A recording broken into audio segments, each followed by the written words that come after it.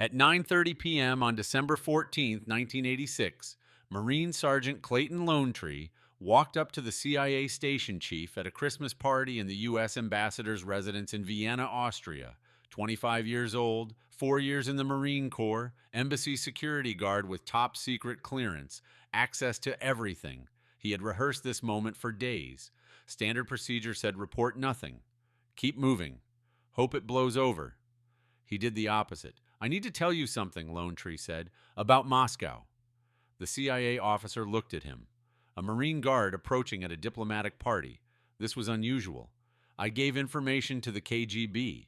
7 words that would trigger the biggest embassy security panic in American history. 7 words that would send every Marine guard in Moscow home. 7 words that proved the oldest spy trick in the world still worked. Sex, money, secrets, and a 21-year-old Marine who wanted to be loved. The U.S. Embassy in Moscow was bleeding secrets in 1986. Operations were dying before they started. Sources were getting arrested. Communications were being intercepted.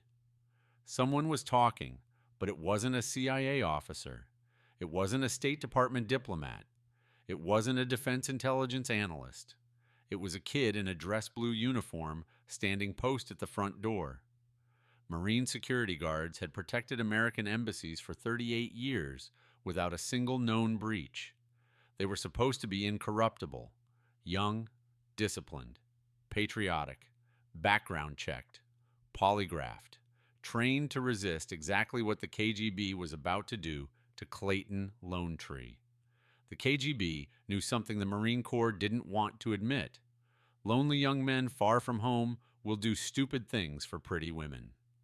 And Clayton Lonetree was very lonely. Born November 6th, 1961, Native American. Winnebago father, Navajo mother. Raised between Chicago and St. Paul, Minnesota.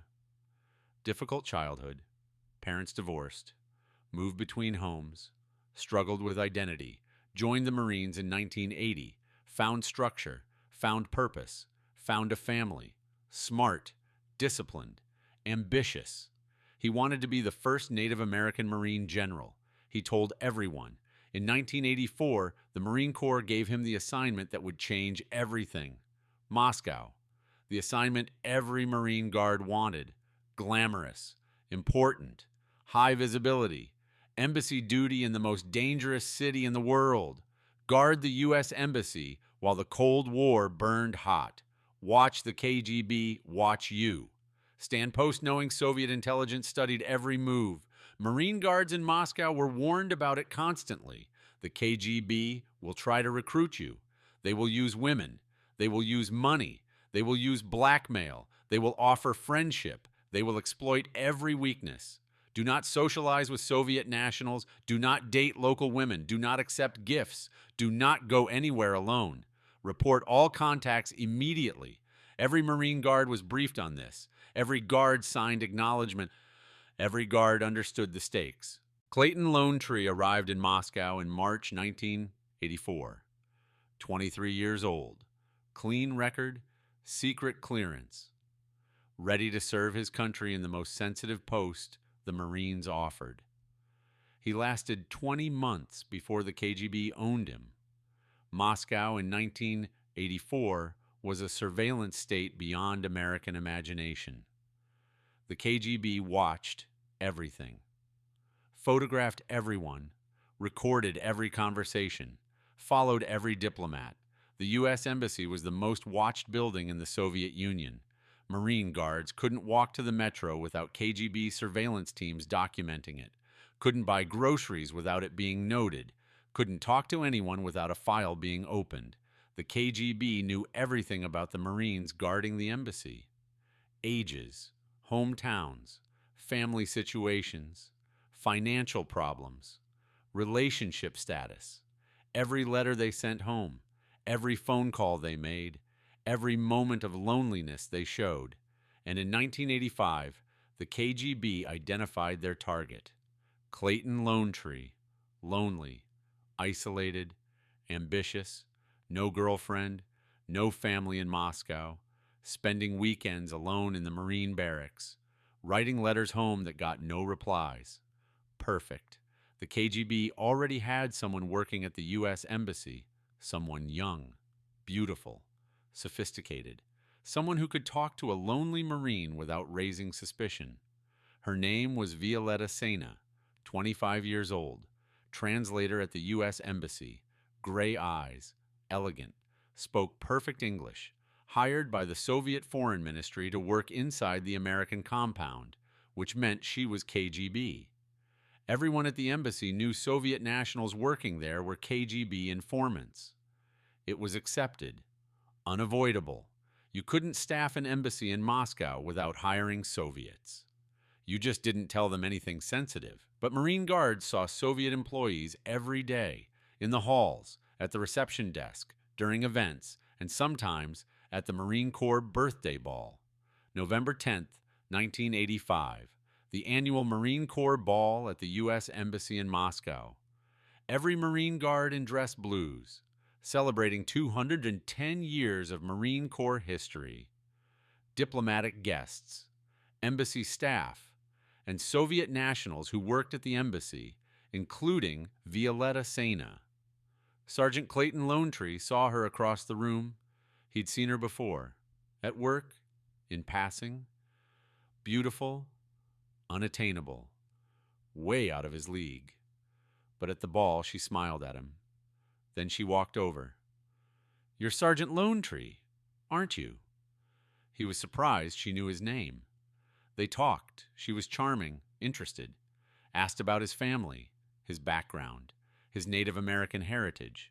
She said she found it fascinating. Said she'd always wanted to learn more about American Indians. She asked if they could see each other again. Clayton Lonetree, 24 years old, lonely in Moscow, said yes. He knew it was against the rules. Marine Guards were forbidden from relationships with Soviet nationals. It was in the briefing, in the regulations, in the security warnings plastered everywhere. He did it anyway. Over the next 2 months, they met secretly. Coffee shops, parks, her apartment. She made him feel special, understood, important. She said she didn't care about politics, about the Soviet Union, about the Cold War. She just liked him. He was falling in love. In January 1986, she said she wanted him to meet someone. Her Uncle Sasha. Clayton Lonetree met Uncle Sasha at a cafe in Moscow in January 1986. Mid-40s, friendly, warm, spoke English well, asked about Clayton's life, his career, his family. Never mentioned politics, never mentioned intelligence, just a nice uncle meeting his niece's American boyfriend. Uncle Sasha's real name was Alexei Yefimov, KGB officer, 1st Chief Directorate, Counterintelligence, professional intelligence operative with 20 years' experience recruiting foreign nationals, and he'd just hooked a Marine Guard. The meetings continued through January and February 1986. Violetta, Uncle Sasha, always friendly, always casual, always interested in Clayton's life. Then Uncle Sasha asked a question. "You must see interesting people at the embassy. CIA officers, diplomats. Do you know who they are?" Clayton said yes. Marine Guards saw everyone, knew who worked where, knew which offices were CIA, knew the faces. "Could you describe them to me?" And Clayton Lonetree, in love with Violetta Sena, wanting to help her uncle, wanting to be liked, said yes. He started with physical descriptions, names he'd heard, offices he'd seen people enter. Nothing classified, he told himself, just casual information, not hurting anyone. Uncle Sasha gave him $50 for the information. Clayton took it. In February 1986, Uncle Sasha asked for more. "Could you bring photographs of CIA officers?" Clayton Lonetree brought photographs. The embassy kept photo rosters, directory photos of staff members, not classified by themselves, just faces. But when you know which faces belong to CIA officers, those photos become gold. Uncle Sasha gave him $100. "Could you bring home addresses, telephone numbers?" Clayton brought addresses and phone numbers. Uncle Sasha gave him $150. "Could you bring embassy floor plans, Clayton brought floor plans. Uncle Sasha gave him $200. Could you bring documents from burn bags? And that's when Clayton Lonetree crossed the line into espionage. Burn bags were canvas sacks where classified documents were placed for destruction. Every embassy had them. At the end of each day, staff members tossed classified papers into burn bags. Guards collected them, took them to the incinerator. Simple system, secure system, unless the guard collecting the bags decided to read what was inside before burning them. Clayton Lonetree started reading burn bags, cables, reports, intelligence assessments, names of Soviet citizens cooperating with the CIA, communications intercepts, operational details, everything the KGB wanted to know. Clayton photographed documents before burning them. Uncle Sasha paid him $300, then $500, then $1,000. Clayton Lonetree convinced himself it wasn't really espionage. He wasn't giving away military secrets, just helping Violetta's uncle, just making some money, not hurting anyone. But people were already dying because of him. The KGB was arresting CIA sources in Moscow. Names Clayton Lonetree had provided. Faces he'd identified. Operations he'd compromised. He didn't know about the arrests. The KGB didn't tell him. Violetta didn't mention it. Uncle Sasha just kept asking for more information, kept paying more money. And then in May 1986, Clayton's tour in Moscow ended. The Marine Corps transferred him to Vienna, Austria. New embassy, new post, clean start. He thought it was over. He was wrong. Uncle Sasha followed him to Vienna. In June 1986, 2 weeks after Clayton Lonetree arrived at the U.S. Embassy in Vienna, Uncle Sasha made contact. A phone call. "This is Sasha. We need to meet." Clayton panicked. Vienna was supposed to be safe, away from Moscow, away from the KGB, away from his mistakes. But Uncle Sasha was in Vienna. They met at a cafe. Uncle Sasha wasn't friendly anymore. "You've been giving us information for 4 months. Classified information, photographs, documents, floor plans. That's espionage. You could get life in prison." Clayton tried to argue, tried to say he'd stop, tried to say he was done. Uncle Sasha smiled. "You're not done until we say you're done. You have 2 choices. Keep helping us, or we tell your Marine Corps everything you've done in Moscow." Blackmail, the KGB's favorite tactic. Get someone to cross a small line, then use that crossing to force them across bigger lines. Keep applying pressure. Keep them trapped. Keep them producing. Clayton Lonetree, 24 years old, terrified of prison, agreed to continue. In Vienna, Uncle Sasha introduced him to a new handler, a younger KGB officer who Clayton knew only as George. George wanted everything Clayton could provide about the Vienna embassy. Floor plans, office assignments, security procedures, who worked where, when guards changed shifts, where classified material was stored. Clayton provided it all. Over the next 6 months, Clayton Lonetree passed information to the KGB in Vienna, complete floor plans of the U.S. Embassy Vienna, including secure areas, office assignments for every embassy employee, identifying which ones were CIA, security protocols, including how Marine guards rotated posts, and when vulnerabilities existed. Photographs of CIA officers working in Vienna. Documents from burn bags at the Vienna embassy. The KGB paid him approximately $5,000 total over the entire operation, about $300 per month. Less than minimum wage in America, less than the cost of the secrets he was selling. But Clayton Lonetree wasn't doing it for money anymore. He was doing it because he was trapped, because the KGB owned him, because every time he gave them information, they had more evidence to destroy him, and because somewhere in his mind, he still believed he loved Violetta Sena. She sent him letters in Vienna, photos, messages saying she missed him, that she still cared, that Uncle Sasha was just helping them stay in contact. It was all theater, KGB psychological manipulation, but Clayton believed it. until December 1986 when something inside him broke. He looked at what he'd become, a Marine who betrayed his country, a guard who compromised the people he was supposed to protect, a man who gave enemy intelligence officers the tools to hurt Americans. For what? For 5,000? For a woman who never loved him? For an uncle who was a spy handler? On December 14, 1986, at the Christmas party at the U.S. ambassador's residence in Vienna, Clayton Lonetree made a choice. He confessed. The CIA station chief listened to Clayton Lonetree confess at the Christmas party in Vienna. Listened to him describe Violetta Sena, Uncle Sasha, the photographs, the documents, the floor plans, the burn bags, the money. The station chief's face didn't change, didn't show anger, didn't show shock, just said, "Wait here." 20 minutes later, Naval Investigative Service agents arrived at the party. They arrested Clayton Lonetree at 10:47 p.m. on December 14, 1986, read him his rights in the ambassador's residence, took him to a secure room in the Vienna embassy, started questioning him immediately. The interrogation lasted 3 days.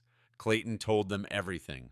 Every meeting with Uncle Sasha, every document he'd photographed, every piece of information he'd given to the KGB, every dollar he'd received. NIS agents took notes, recorded statements, built a timeline, and realized they were looking at the worst embassy security breach in American history. On January 11, 1987, the Marine Corps announced Sergeant Clayton Lonetree's arrest. Charged with espionage, communicating classified information to the Soviet Union, violating security procedures, conduct unbecoming a Marine, potential sentence, death. The announcement triggered panic across every U.S. embassy worldwide. If a Marine guard in Moscow could be compromised, any guard could be compromised. If the KGB could recruit one Marine, they could recruit more.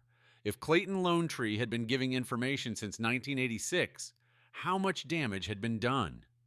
The Naval Investigative Service launched the largest embassy security investigation in history, interrogated every Marine guard who'd served in Moscow since 1984, polygraphed them, examined their finances, looked for suspicious contacts, searched for other compromised guards. They found one more, Corporal Arnold Bracey, 21 years old, Marine guard who served in Moscow at the same time as Lonetree, also had a relationship with a Soviet national, a cook at the embassy. She had introduced him to KGB officers. March 24, 1987, the Marines arrested Corporal Arnold Bracey on suspicion of espionage. The panic escalated. 2 Marine guards, 2 Soviet women, 2 KGB recruitment operations. How many more were there? The initial interrogations of Lonetree suggested something even worse. He had confessed to NIS agents that he and other Marine guards had let Soviet agents into the embassy at night, let them walk through secure areas, let them access communications equipment, let them photograph classified materials, let them plant listening devices. If true, the U.S. Embassy in Moscow had been completely penetrated, not just compromised, owned, March 30th, 1987. The State Department made an unprecedented decision. Recall every single Marine guard from Moscow, all 28 guards, immediately. Replace them with State Department security officers. Conduct a complete security sweep of the embassy. The recall was humiliating. Marines had guarded American embassies for 38 years without a breach. Now the entire Moscow detachment was being sent home under suspicion, but the damage assessment was just beginning. Investigators reviewed everything Clayton Lonetree had access to in Moscow. CIA agent lists, he saw them. Photographs of intelligence officers, he photographed them. Communication schedules, he knew them. Security procedures, he knew them all. Burn bags with classified documents, he read them before burning. The KGB had received at a minimum identities of CIA officers working in Moscow, including photographs, home addresses, and telephone numbers, floor plans of secure areas in both Moscow and Vienna embassies, security procedures and guard rotation schedules, documents from burn bags containing operational intelligence, names of Soviet citizens cooperating with American intelligence. Intelligence officials conducted interviews with Clayton during his confinement. He cooperated fully, provided details, answered every question, but the answers were devastating. He couldn't remember every document he'd photographed, couldn't recall every name he'd given to Uncle Sasha, couldn't specify exactly how many times he'd accessed classified materials. The damage assessment became an estimate, a guess, a nightmare scenario of how much the Soviets might have learned. Conservative estimate: compromise of 30-50 intelligence operations, exposure of 15 to 20 CIA officers, security vulnerabilities in 2 U.S. embassies, worst case estimate, complete penetration of Moscow embassy, total compromise of CIA operations in Soviet Union, potential executions of Soviet sources who cooperated with the United States. The truth was somewhere in between, but the investigators would never know exactly how much damage Lonetree caused, because the KGB wasn't talking, and Violetta Sena wasn't available for questioning, and Uncle Sasha had disappeared back into Soviet intelligence. What investigators did know: this was catastrophic. The Marine spy scandal made headlines worldwide. Marine guard arrested for espionage. KGB penetrates U.S. embassy. Sex for secrets scandal rocks Moscow. American intelligence credibility was shattered. Allied intelligence services questioned whether they could trust the Americans with sensitive information. Congress launched investigations. The Marine Corps faced brutal criticism. How could this happen? Where was the supervision? Why weren't guards monitored more closely? What were the screening procedures? Who was responsible? Marine Corps Commandant General Alfred Gray ordered a complete review of the embassy security guard program, changed screening procedures, increased supervision, required more frequent polygraphs, implemented financial monitoring. Too late for Moscow, too late for Clayton Lonetree, too late for the intelligence officers whose identities he'd compromised. And then in June 1987, the investigation took a strange turn. The Marine Corps dropped all espionage charges against Corporal Arnold Bracey. Insufficient evidence. Bracey had confessed initially, but his confession was inconsistent, contradictory, possibly coerced. The sweeping allegations about Marines letting Soviet agents into the embassy at night, never proven, no physical evidence, no corroborating witnesses, likely exaggerated or fabricated during panicked interrogations. The worst-case scenarios? Probably not true. Clayton Lonetree had given the KGB valuable information, had compromised operations, had violated every oath he'd taken as a Marine. But he probably hadn't let Soviet agents walk through the embassy, hadn't opened the doors to KGB officers, hadn't enabled complete penetration. He'd done something simpler, more mundane, more human. He'd fallen in love with the wrong woman, made stupid choices, convinced himself small betrayals weren't really betrayals, got trapped, kept digging deeper, and sold out his country for less than the price of a used car. August 10th, 1987. Court-martial of Sergeant Clayton John Lonetree begins at Marine Corps Base, Quantico, Virginia. Military jury, 8 Marine officers, prosecutors from the Marine Corps and Naval Investigative Service. Defense attorneys including civilian lawyer William Kunstler, famous for defending controversial clients. The prosecution presented Clayton's signed confession, NIS agent testimony, evidence of classified documents photographed, floor plans provided to the KGB, payments totaling approximately $5,000, testimony from intelligence officials about the damage caused. The defense argued Clayton was a young man seduced and manipulated by sophisticated KGB operators, that he confessed voluntarily, that he showed remorse, that the damage was less severe than prosecutors claimed, that he deserved mercy. Clayton Lonetree did not testify at his own trial. His lawyers advised against it, believed his confession was damaging enough without cross-examination. During the trial, expert testimony about KGB recruitment tactics made Clayton weep in court. A counterintelligence expert described how the KGB identified vulnerable targets, Used attractive women, built emotional relationships, applied gradual pressure, normalized small violations, then trapped their targets with blackmail. It was textbook, classic honeytrap operation, and Clayton had walked into it exactly as the KGB designed. August 21st, 1987. The military jury deliberates for 3 hours. Verdict: guilty on 13 counts, including espionage, providing classified information to the Soviet Union, and conduct unbecoming a Marine. Acquitted on charges of allowing Soviet agents into the embassy. That part was never proven. Clayton Lonetree showed no emotion when the verdict was read, stood at attention, stared forward. The first United States Marine ever convicted of espionage. August 24th, 1987. Sentencing hearing. The prosecution asked for life in prison, argued Lonetree betrayed everything the Marines represented, compromised national security, aided America's primary enemy during the Cold War, destroyed his honor. The defense presented Clayton's background, his difficult childhood, his service record, his voluntary confession, his cooperation with investigators, his obvious remorse. Character witnesses testified, fellow Marines who served with him. Some said he was a good Marine who made terrible mistakes. Others wanted him to receive the maximum sentence. Victim impact statements were not presented publicly. Intelligence officers whose identities Lonetree compromised couldn't testify without revealing classified information. August 24th, 1987. The military jury sentences Clayton Lonetree. 30 years in prison, dishonorable discharge, reduction in rank to private, forfeiture of all pay and allowances, fine of $5,000. Not life, not death, but 3 decades in a military prison for selling secrets for about $300 per month.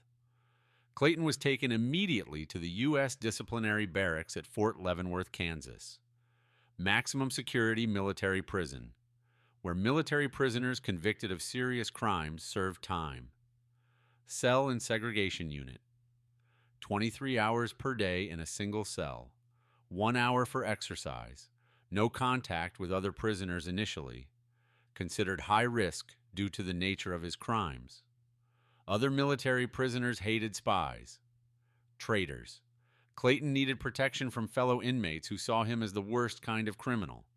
In October 1987, Clayton Lonetree appealed his sentence, argued the court-martial was unfair, that his lawyers weren't given adequate time to prepare, that media coverage prejudiced the jury, that the sentence was excessive. The appeal was denied. In 1989, Marine Commandant General Alfred Gray reviewed the case as required by military law. Gray had the authority to reduce the sentence. Gray wrote a letter recommending the sentence be reduced from 30 years to 15 years. Gray's reasoning: Lonetree had confessed voluntarily, cooperated fully. The actual damage was less than initially feared. The worst allegations about letting Soviets into the embassy were never proven. Lonetree was young and manipulated. 15 years was sufficient punishment. The Secretary of the Navy approved the reduction. Clayton's sentence: 15 years. He would be eligible for parole after serving 2/3 of the sentence, about 10 years. Clayton Lonetree served his time at Fort Leavenworth quietly, model prisoner. No disciplinary incidents, took college courses by correspondence, participated in work programs, attended counseling. In interviews from prison, he expressed remorse, said he thought about his victims every day, said he wished he could undo what he'd done, said he was young and stupid and in love with the wrong woman. In 1994, he filed another appeal for early release based on new information. Aldrich Ames, the CIA officer who sold secrets to the KGB, had been arrested in 1994. Ames claimed during his interrogation that the KGB told him they'd recruited Lonetree as a diversion to distract American counterintelligence from searching for a more valuable spy inside the CIA. Lonetree's lawyers argued this proved his espionage was less damaging than believed, that he was a decoy, that his sentence should be further reduced. The appeal was denied. Judges ruled that whether or not Lonetree was a decoy, he still committed espionage, still gave classified information to the enemy, still betrayed his oath. February 27, 1996, Clayton Lonetree walked out of Fort Leavenworth, released after serving 9 years, time reduced for good behavior. Credit for cooperation with investigators. Eligible for parole. 34 years old. Dishonorable discharge. Convicted felon. First Marine ever convicted of espionage. He was driven away from the prison in a closed van. No public statement. No press conference. No cameras. Gone into obscurity. Clayton's life after prison is largely unknown. He changed his name or lived quietly using his original name. Some reports said he moved back to Minnesota. Others said he lived in the Northwest. In 2001, he appeared briefly as an expert witness in the trial of former U.S. Army Reserve Colonel George Trofimoff, who was accused of espionage. Clayton testified about KGB recruitment tactics, how they operated, how they manipulated targets. One report from the early 2000s claimed Clayton proposed marriage to Violetta Sena after his release, tried to contact her in Russia, wanted to reconnect with the woman who'd recruited him for the KGB. It's unclear if she ever responded. Unclear if they ever met again.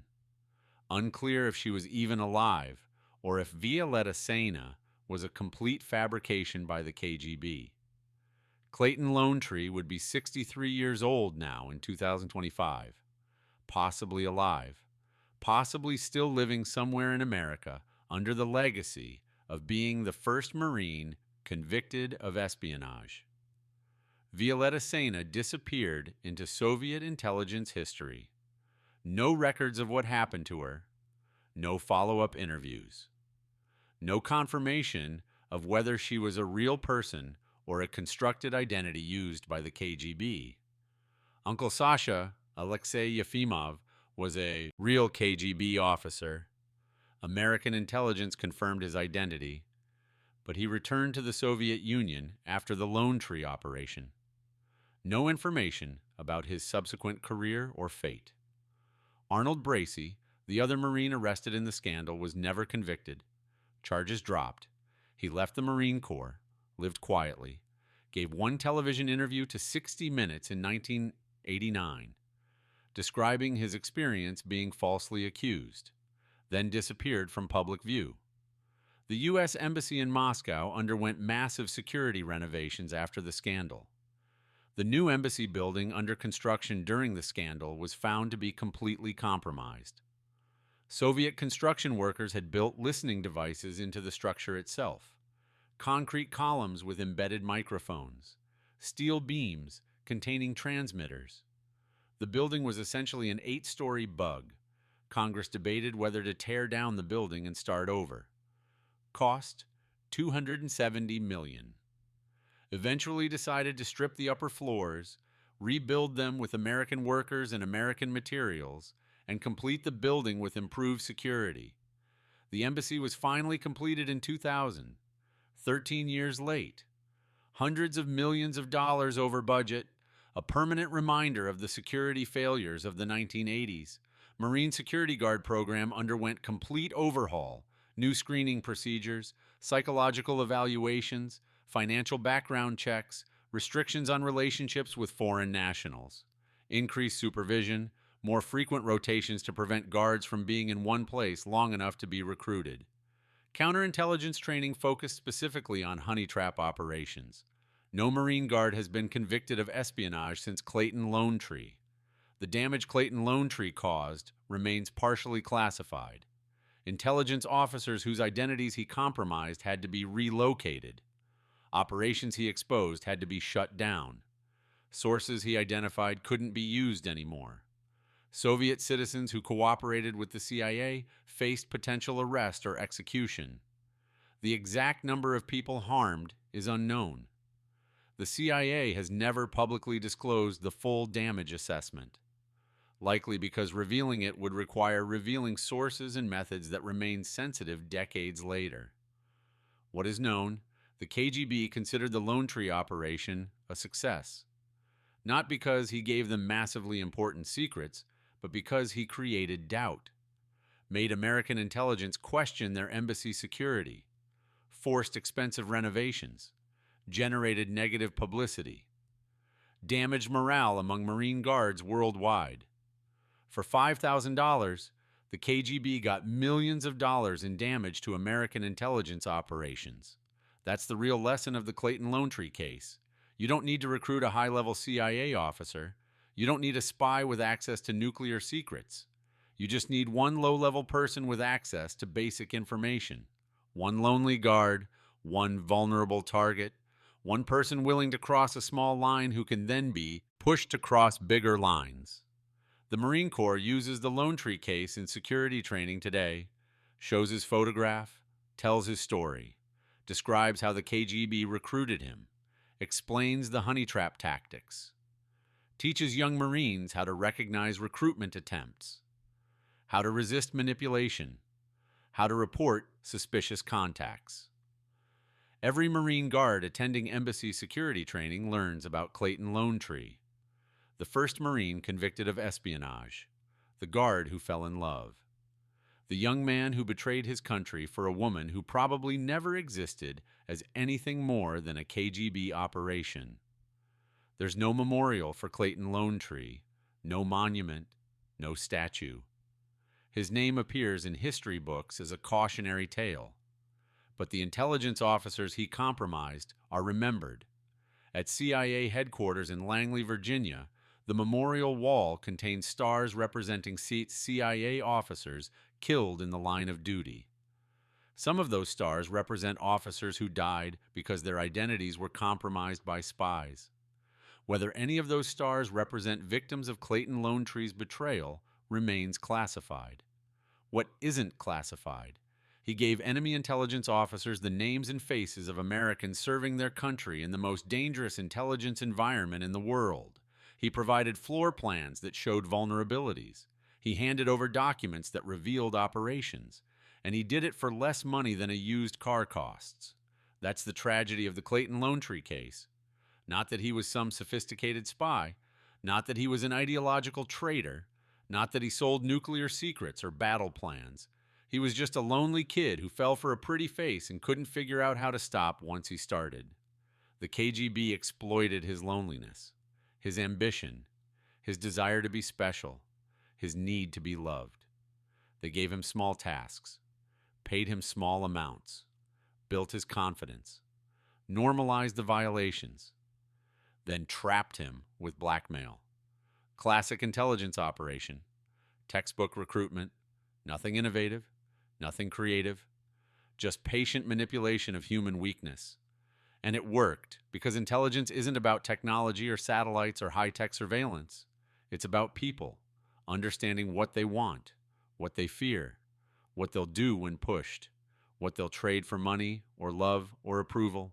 Clayton Lonetree wanted love.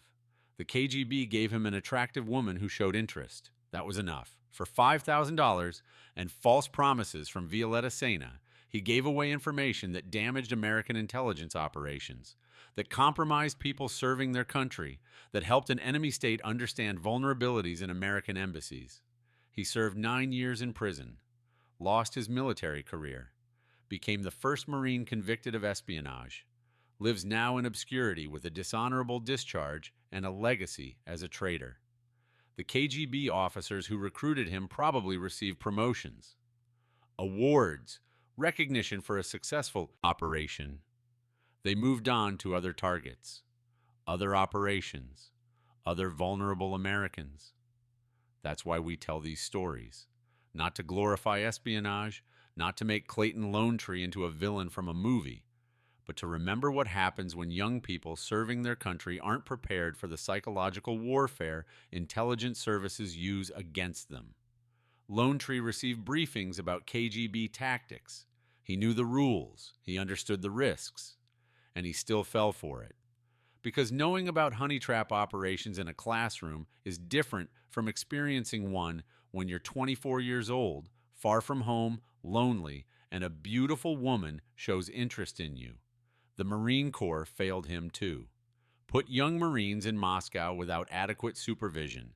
Let them have relationships with Soviet nationals without consequences. Didn't monitor their activities closely enough. Created an environment where Lonetree could meet Violetta Sena repeatedly without anyone noticing. After the scandal, those failures were addressed. Marine Guards now operate under much tighter security, but the lesson remains. No security system is perfect when it depends on human beings making good decisions under pressure.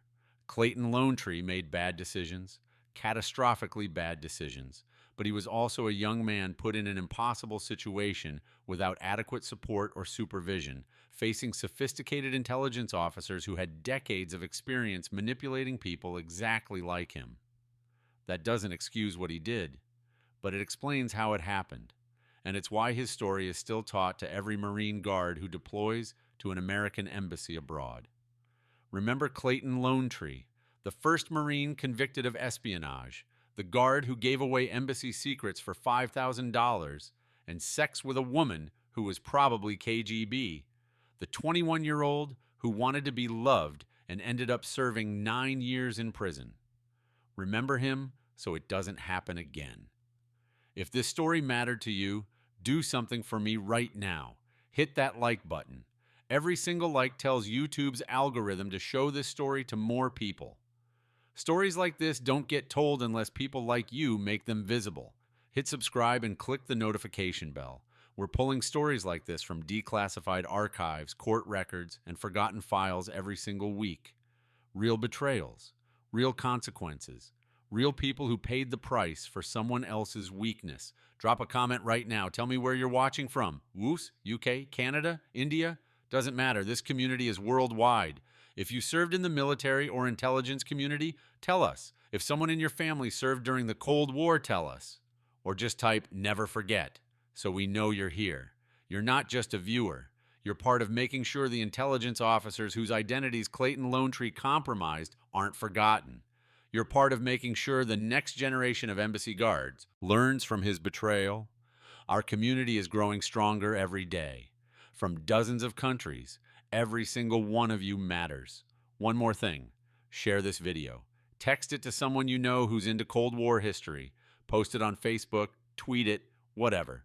These stories deserve a bigger audience than they get. Thank you for watching. Thank you for making sure Clayton Lonetree's betrayal is remembered as the cautionary tale it is. Thank you for helping us tell stories that matter. These weren't just operations. They were lives. You're helping us honor them. See you in the next story.